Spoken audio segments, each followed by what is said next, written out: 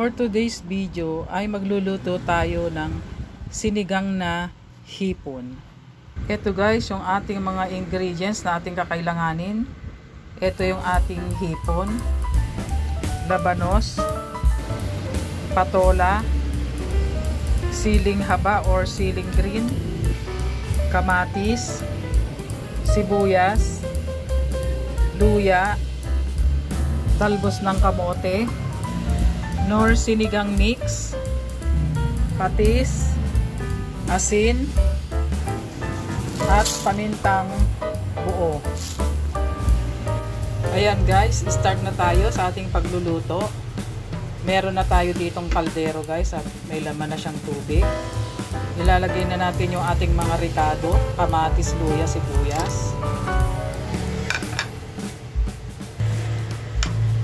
Yung ating labanos.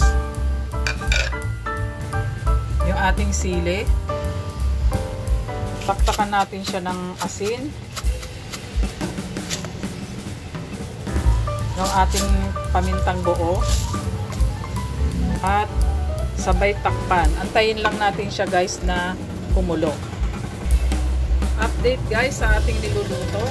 Ayan, kuluan na. At malambot na rin yung ating labanos. Kaya ilagay na rin natin yung ating talbos ng kamote, yung ating patola, at ilagay na rin natin yung ating hipon. Antayin lang natin guys na maluto yung hipon. Update guys sa ating niluluto. Ayan, nag-orange na yung ating hipon.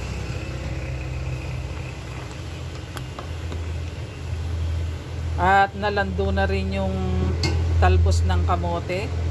Kaya lagyan na natin ng ating pang-asim.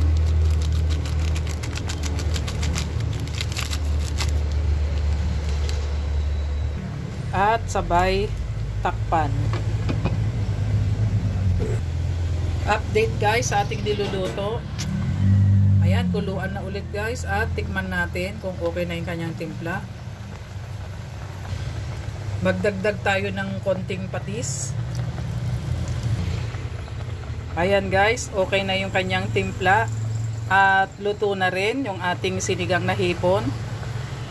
Kaya thank you for watching and don't forget to subscribe.